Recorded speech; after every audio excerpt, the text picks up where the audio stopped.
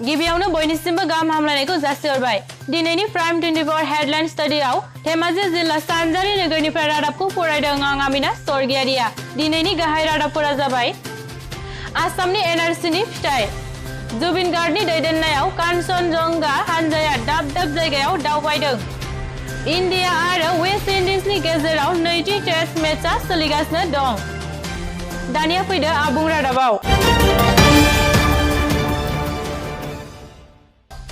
मैया 31 आगस्ट खालारखालि आसाम सरकारा गोख्रों नारसिननायाव मैया फिथाइ होनाय हाबाफारिखौ मावफुंनाय जाबाय।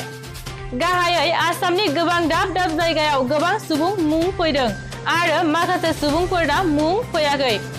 बेफोरनि गेजेराव उदालगुरियाव सा 11 बर' सुबुंना मुं फैयाखै होनना मिथिनाय जादों। गाहायै आसाम सरकारा फोरमायदों दि जायफोर सुबुंना मुं फैयाखै बैफोर सुबुङा 120 साननि गेजेराव मददनि थाखाय गुवाहाटी हाई कर्टसिम थांनो हागोन आरो बेजों जायाब्ला सुप्रिम कर्टसिम थांनो हागोन। आरोबाव जायाब्लाबो बेखौ आसाम एसेम्ब्लियाव सावरायनाय जागोन। बेनिखायनो जेबो सिन्था खालामनो गोनां गैया। सुलु मोननाय बादिब्ला रैखाथि बिफाना आसामनि दाब दाब जायगायाव 20,000 CRPF 144 धारा रैखाथि बिफाना साखाफारा जाना दं, जाहाथे जायफोर सुबुङा आब्रुथि गैयै दावराव दावसि आरो ससियेल मिडियायाव बेसेन गैयै रादाब फोरमायनो हाया। बेखौ नोजोर बोना गोबां फरायसा आफादफोरा साबायखर बावहरदों। थांनाय 29 आगस्ट आरो 30 आगस्ट खालारखालि आसामनि मुंदांखा दैदेनगिरि जुबिन गार्गआ धेमाजि जिल्लायाव गिबि 29 आगस्ट खालि गावनि कान्चनजंगा हानजाखौ लाना धेमाजियाव मेथाइ रोजाबफैदोंमोन आरो 30 आगस्ट खालारखालि लखिमपुर कलेजाव मेथाइ रोजाबफैदोंमोन।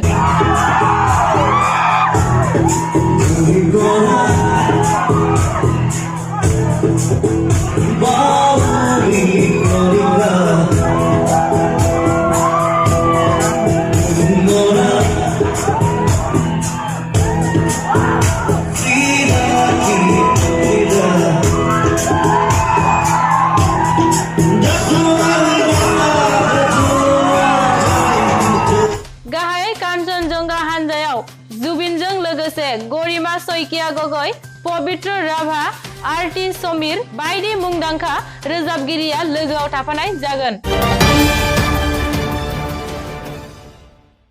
थांनाय 30 आगस्ट खालारनिफ्राय वेस्ट इंडिजनि गेजेराव नैथि टेस्ट मेचआ किंस्टनआव सोलिगासिनो दं। गाहायै बे खेलाव इन्डियाया गिबि बेटिं खालामनाय जादों। दा इन्डियाया 90 अभाराव 5 उइकेट जाना 264 रान खालामगासिनो दं। थांनाय 30 आगस्ट खालारखालिनि फुंबिलिनि 4 रिंगायाव गावनि मोनानि मावफारिखौ फोजोबना गावनि थाग्रा खुलियाव मोनहैखांनायनि उनावनो गंसे पिस्तलनि सोदोब खोनानो मोन्दों, जेराव एसआइ निपुन राठौरआ गाव हारसिङै जिउ फोजोबना लायो। गाहायै बिथाङा गावनि पिस्तलजोंनो जिउ फोजोबना लादोंमोन। सुलु मोननाय बादिब्ला निपुन राठौरनि न'आ रङियायावमोन।